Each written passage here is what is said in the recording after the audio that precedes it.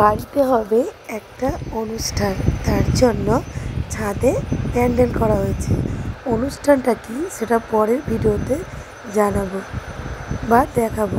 যাই হোক, ভিডিওর প্রথমে বলবো আমার ভিডিও যে যেখান থেকে দেখছো বা দেখছেন তাদেরকে সবাইকে জানাই অসংখ্য অসংখ্য ধন্যবাদ। আর সেই সঙ্গে সবাইকে নমস্কার জানিয়ে আমি আমার ভিডিওটা শুরু করছি। এখানে সকালবেলায় টিফিনে রুটি বানাচ্ছি। সকালে টিফিনে হবে রুটি আর আলু ভাজা। রুটি আলু ভাজা খেয়ে তারপর দুপুরে রান্নাবান্না পালা। রুটিটা এখানে ভেজে নিচ্ছি। আর এটা হলো ময়দার রুটি, আটা রুটি বানাইনি, ময়দা রুটি আজকে করছি।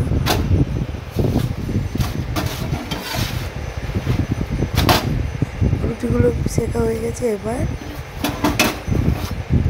সেঁকে নেব।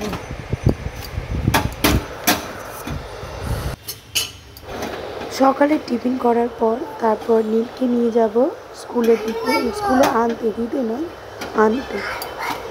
ওর 11টার দিকে ছুটি হয়। টিফিন খেয়ে টিফিন করে তারপর আনতে যাব। এদিকে রুটিটা ভেজে নিচ্ছি আর আলুও কাটা হয়ে গেছে, সেটা নুন হলুদ দিয়ে ভেজে নেব। সব রুটি সেঁকা আমি দেখালাম না, দুটো রুটি সেঁকলাম সেটাই দেখালাম। এবার আলুগুলো ভেজে নেব।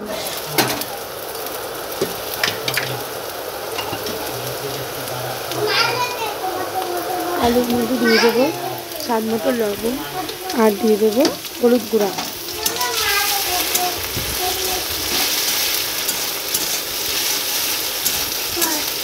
আর এর মধ্যে আমি দিয়েছি কাঁচা লঙ্কা কুচিয়ে দিয়েছি।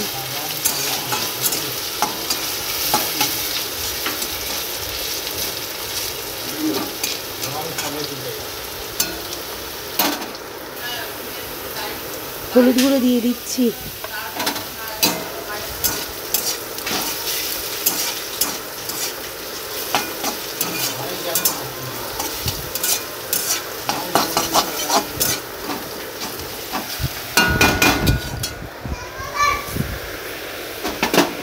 হয়ে গেছে আলু ভাজা। আর এইদিকে আমি নীলের স্কুলের এসছি নীলকে নিতে আসার জন্য। আর স্কুলের সামনেটাই পুরো বাঁশবাগান। আর যেহেতু আগের দিন বৃষ্টি হয়েছিল, এগুলো পুরো জল, রাস্তার ধারে জল জমে গেছে। আর পুরো স্কুলটা একদম পাড়া গ্রামের মধ্যে দিয়ে যেতে হয়, বেশ ভালো লাগে। আর এই নীল স্কুল থেকে বেরিয়ে চলে এসছে। এবার আমরা বাড়ির দিকে রওনা দেবো। আজকে যেহেতু আমাদের বাড়িতে চিকেন এনেছে, তাই চিকেন রান্না করার জন্য প্রথমে কড়াই গরম করে তেল গরম হলে জিরে ফোড়ন দিয়ে পেঁয়াজগুলো ভেজে নিয়েছি। তারপর মাংসের মধ্যে যে সমস্ত মশলা লাগে সেই সমস্ত মশলা পেস্ট করে তারপর হালকা একটু কষিয়ে নেব। আর এর মধ্যে দিয়ে দেবো স্বাদ মতো লবণ আর দিয়ে দেবো হলুদ গুঁড়ো আর লঙ্কা গুঁড়ো। তারপর আবার একটু মিশিয়ে নেব বা কষিয়ে নেব।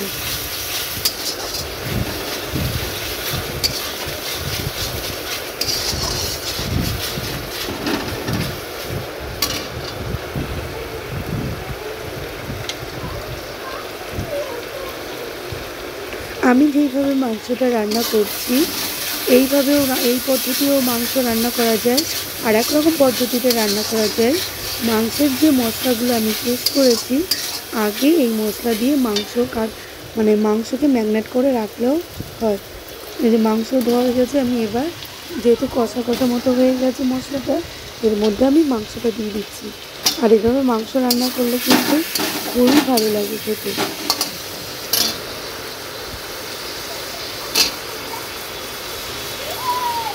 আমি অল্প অল্প করে দিচ্ছি আর মিশিয়ে নিচ্ছি।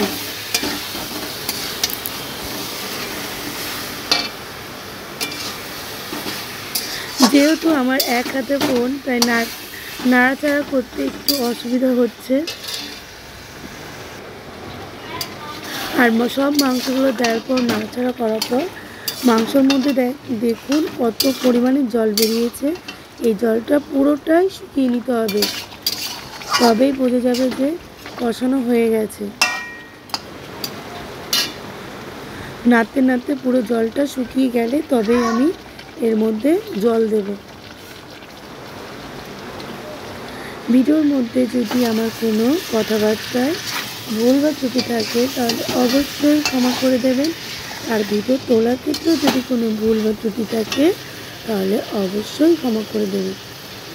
মাংসটা আমার কষানো হয়ে গেছে প্রায়, আর একটু কষিয়ে নিলেই একদম জলটা পুরো শুকিয়ে গেছে। জলটা দেখুন আর দেখা যাচ্ছে না। এর মধ্যে এবার আমি জল দিয়ে দিলাম। আর কষানোটাই হলো মাংসের মেন পদ্ধতি। কষানো ভালো করে হলে জল দেওয়ার পর শুধু একটু ফুটিয়ে নিলেই হবে। ফুটিয়ে নেওয়ার পর গরম মশলা বা মিট মশলার গুঁড়ো দিয়ে নামিয়ে নিলেই রেডি চিকেন কারি।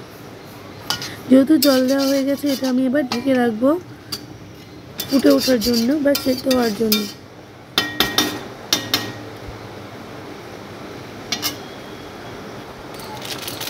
এবার এর মধ্যে আমি গরম মশলা দিয়ে দিচ্ছি। ফুটে উঠেছে।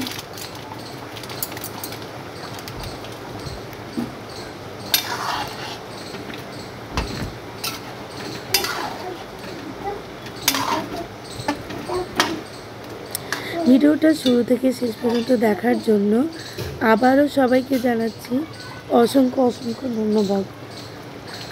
ঝোল হয়ে গেছে, এবার খাবারের থালা পরিবেশনের পালা। আর আমাদের বাড়ি চিকেন হলে আর কোনো রেসিপির দরকার হয় না, কারণ চিকেনটা তো সবাই খায়। তার জন্য যে রান্না করে তার একটু মজা, একটা রেসিপি করলেই হয়ে যায়। থালার মধ্যে নিয়ে নিলাম ভাত আর নিয়ে নেব চিকেন কারি। ভিডিওটি আজকের মতো এইটুকু। Tata, bye bye. দেখা হবে নেক্সট ভিডিওতে। ততক্ষণে সবাই ভালো থাকবে আর আমার ভিডিও দেখে যাবে। আর আমি কোন মাংসটা নেব মানে ঠিক করে উঠতে পারছি না, লেগ পিসটাই নিই। তার মধ্যে ভাত আর লেগ পিস আর নিয়ে নেবো 2টো আলু। গরম গরম ঝোল আর গরম গরম ভাত, আজকে খাওয়াতে খুব মজা আসবে, খুব ভালো লাগবে।